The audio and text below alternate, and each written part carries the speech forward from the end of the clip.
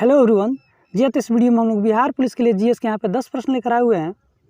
यदि आपने वीडियो को प्ले कर दिया हुआ है और कंपटीशन की तैयारी करते हैं तो वीडियो को बिना स्किप किए हुए फुल वॉच कीजिएगा, क्योंकि ये सारे प्रश्न आपको किसी न किसी एग्जाम के लिए मोस्ट इंपॉर्टेंट होंगे।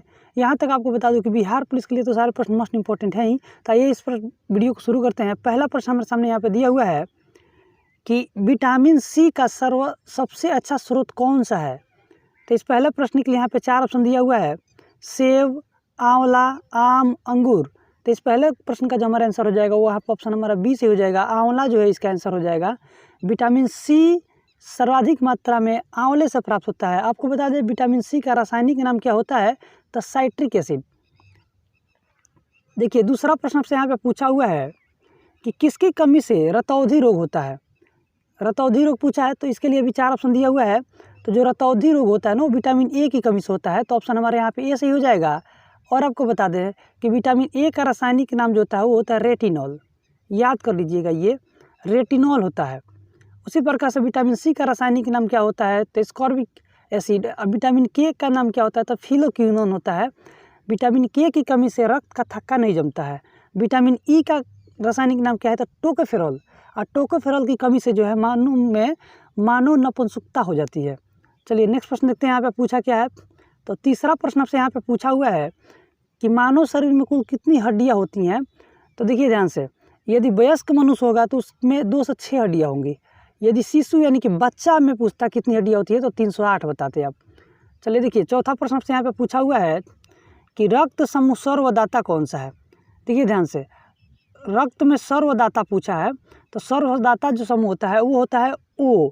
यहाँ पे हमारा ऑप्शन ए सही हो जाएगा। अगर आपसे पूछा होता सर्वग्राही कौन सा है, सर्वग्राही, तो सर्वग्राही पूछता तो ए बी जो है ब्लड ग्रुप वो सर्वग्राही हो जाता। तो यहाँ पे ऑप्शन बी सही हो जाता। जी अब देखिए यहाँ पे 5वां प्रश्न यहाँ पे आपसे पूछा हुआ है कि आत्महत्या की थैली किसे कहा जाता है।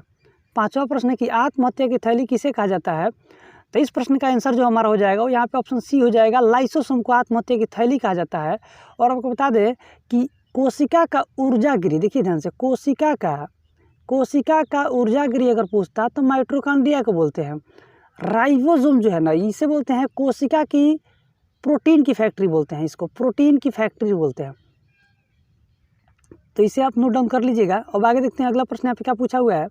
जी तो छठा प्रश्न आपसे यहाँ पे पूछा हुआ है कि शरीर का सबसे कठोर तत्व कौन सा है। तो इस छठे प्रश्न का हमारा आंसर यहाँ पे ऑप्शन ए सही हो जाएगा। इनामेल जो होता है ना ये शरीर का सबसे कठोर तत्व होता है। अगला प्रश्न देखिए आपसे पूछा हुआ है कि संसार का सबसे बड़ा पक्षी का नाम बताइए।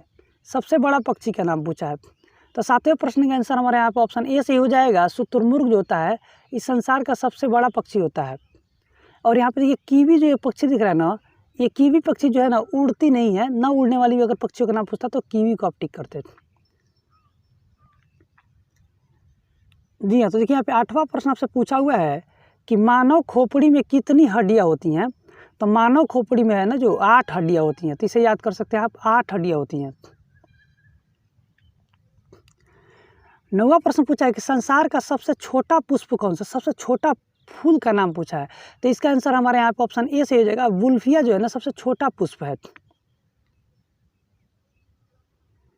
जी तो इस वीडियो का लास्ट प्रश्न यहाँ पे आपसे पूछा हुआ है कि मधुमेह रोग किसकी कमी से होता है।